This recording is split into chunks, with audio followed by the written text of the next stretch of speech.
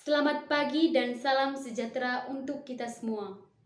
Perkenalkan, nama saya Maria Fatimah Haryati, mahasiswa program studi Pendidikan Geografi Universitas PGRI Kanjuruhan Malang, angkatan 2021.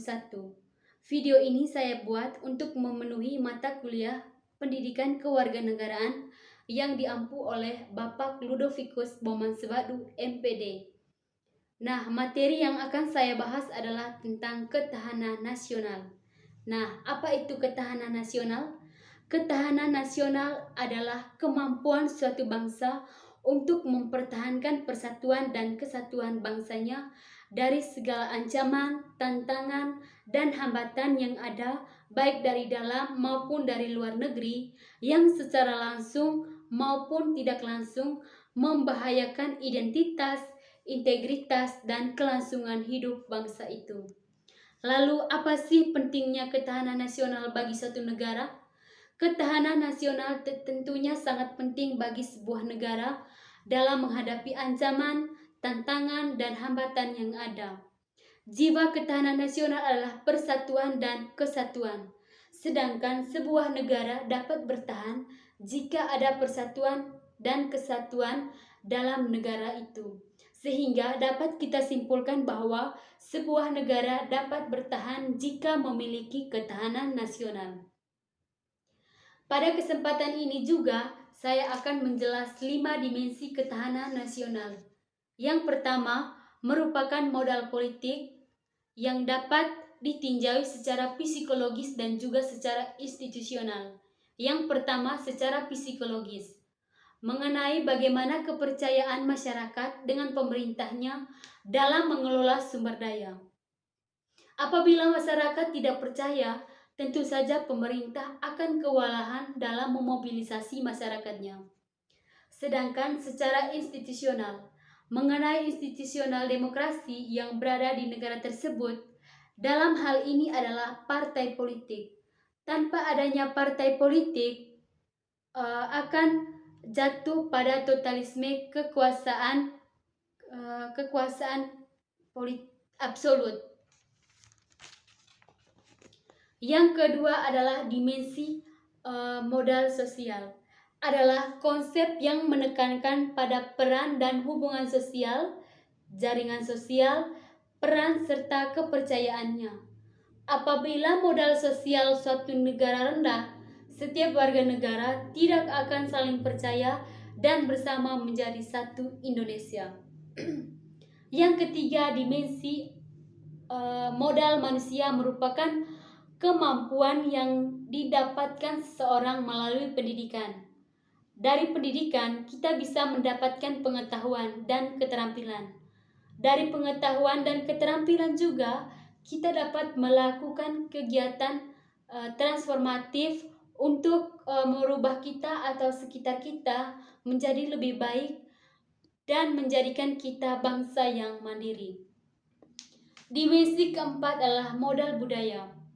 Modal budaya merupakan suatu kompleks dari pengetahuan, kemampuan, seni, dan juga berbagai macam kemampuan lain yang dibutuhkan oleh manusia sebagai anggota dari masyarakat. Tanpa adanya budaya, kita akan menjadi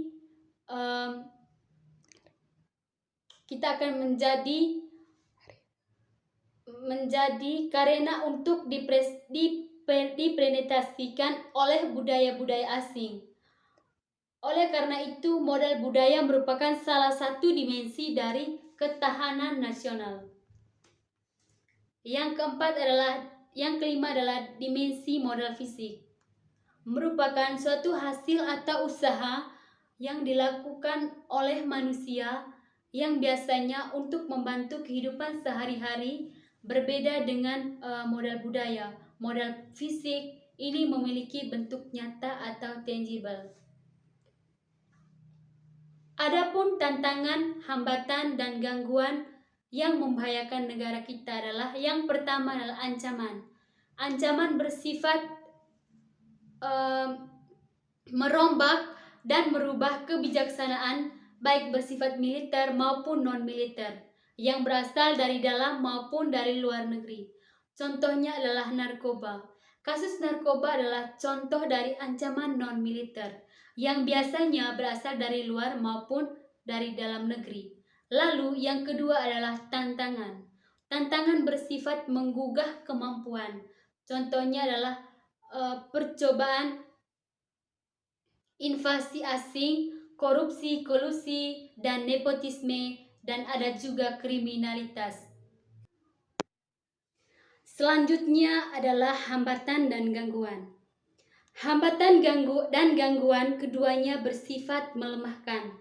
Bedanya, hambatan berasal dari dalam diri sendiri, sedangkan gangguan berasal dari luar. Contoh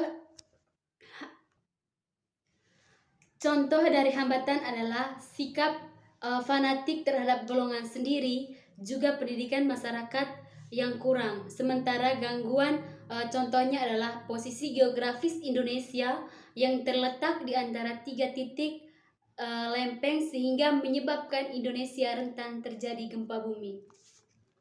Selanjutnya saya akan menjelaskan pengaruh aspek ketahanan nasional terhadap kehidupan bernegara. Yang pertama adalah aspek ideologi. Ideologi merupakan nilai dasar yang menjadi cita-cita sebuah bangsa Indonesia. Menggunakan ideologi Pancasila yang merupakan ideologi yang unik dibandingkan bangsa lainnya. Jika ideologi Pancasila tersebut tidak tertanam dalam hati dan pikiran segenap bangsa Indonesia, maka ideologi tersebut akan mulai memudar dan mulai gampang dipengaruhi oleh pihak asing. Yang kedua adalah aspek politik.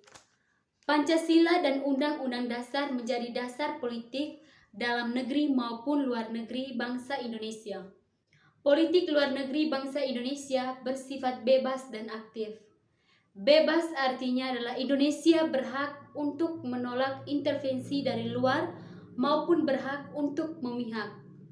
Dan aktif berarti Indonesia berhak untuk bergaul dalam pergaulan internasional secara aktif dan tidak hanya menjadi objek saja. Yang ketiga adalah aspek ekonomi, yang keempat adalah aspek sosial budaya, dan yang kelima adalah aspek hankam. Oke guys, sekian penjelasan tentang ketahanan nasional. Semoga bermanfaat untuk kita semua. Sampai jumpa, terima kasih, see you.